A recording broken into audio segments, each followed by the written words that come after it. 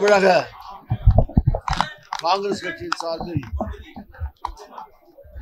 சகோதரர் முன்னாள் தலைவர் தங்கபால் அவர்கள் மற்றும்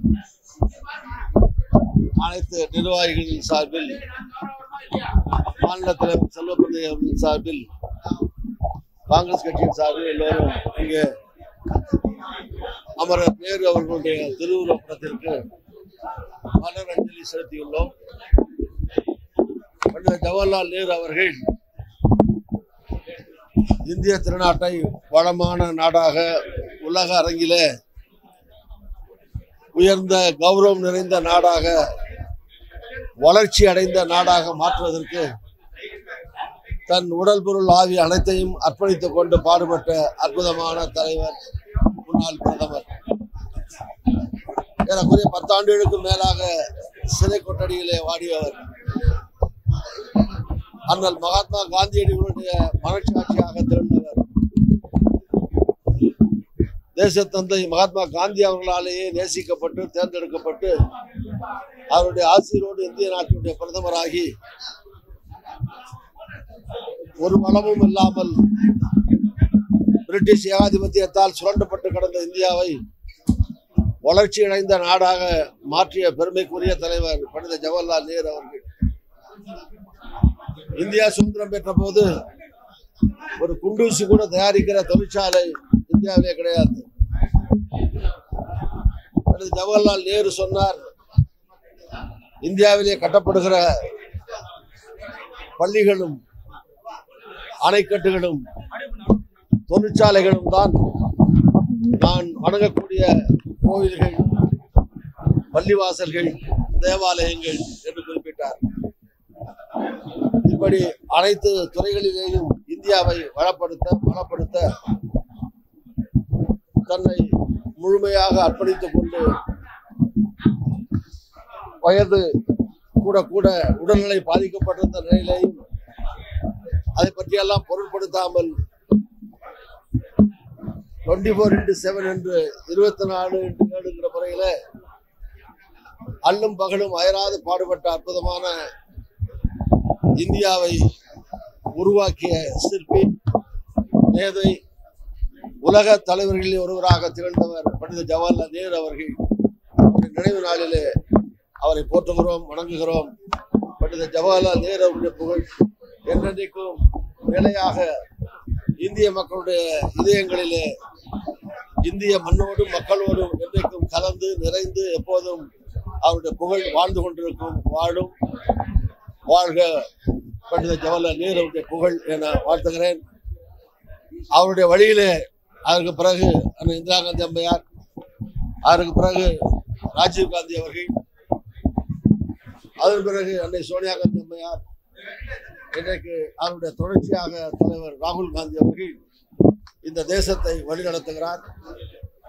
எப்படி பண்டித ஜவஹர்லால் நேரு இந்த நாட்டை ஆண்டு நாட்டில் வளர்ச்சியை உண்டாக்கினாரோ அதுபோல எதிர்காலத்தில் தலைவர் ராகுல் காந்தி அவர்களும் தேசத்தினுடைய பிரதமராகி இந்த நாட்டை காக்க வேண்டும், மக்களை காக்க வேண்டும் என்று மக்கள் விரும்புகிறார்கள்.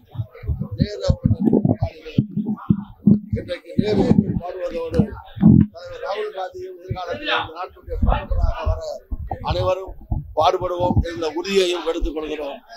நன்றி.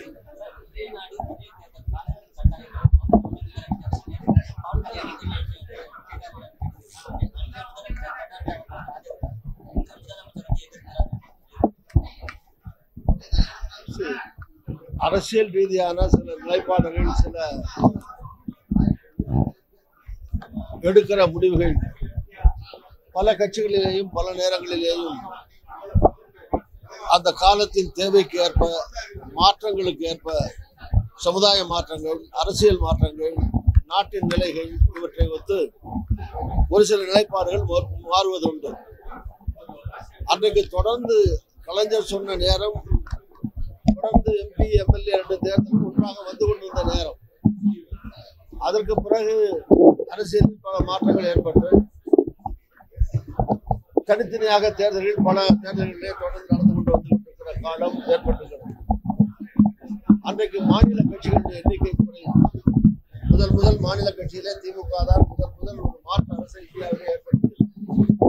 இன்றைக்கு பல மாநிலங்களிலேயும் மாநில கட்சிகள் ஆட்சியில் உள்ளன.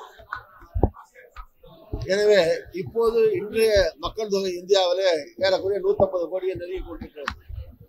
இன்றைக்கு இருக்கிற கால சூழ்நிலை, மக்கள் தொகை, தேர்தல் முறை பலவற்றையும் கணக்கிலே கொண்டு பார்க்கிற போது ஒரே தேர்தல் என்பது சாத்தியமில்லாதது, நடைமுறை சாத்தியமில்லாதது. அதனாலே பல சிக்கல்கள் மாநில ஆட்சிகள் கவிடுகிற போது அதுக்கு அடுத்து என்ன இருக்கிற நிலை, எல்லாவற்றிற்கும் பரிகாரம் காண முயற்சித்தாலும் ஆனால் அது ஒரு எளிதான காரியம் அல்ல, நடைமுறை சாத்தியமுள்ள காரியம் அல்ல.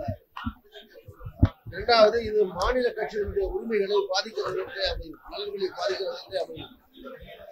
இது ஒரு சர்வாதிகாரத்தை நோக்கி, எதேட்சிகாரத்தை நோக்கி எடுத்துச் செல்கிறார் ஒரு முடிவாக இந்த முடிவு எதிர்காலத்திலே அமையும் என்ற காரணமாக இந்தியா சர்வாதிகார நாடாக மாற முடியாது. இது ஒரு ஜனநாயக நாடு.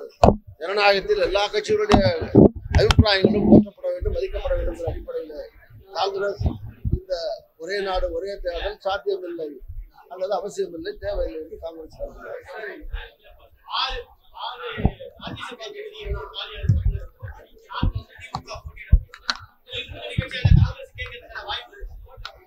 இது காங்கிரஸ் தலைமை முடிவு செய்ய வேண்டிய விஷயம்.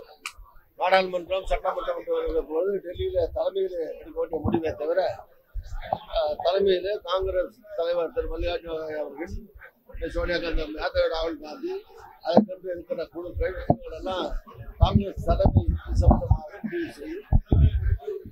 மாநில அளவில் மாநில தலைமையிலும் கலந்து கொண்டு என்ன முடிவுகளை எடுக்க வேண்டுமோ அதற்கேற்ப தலைமை காங்கிரஸ் தலைமை அந்த முடிவை நாங்கள் அதுக்கு தனியாக பதில் சொல்ல முடியாது, பதில் சொல்லவும் கூடாது.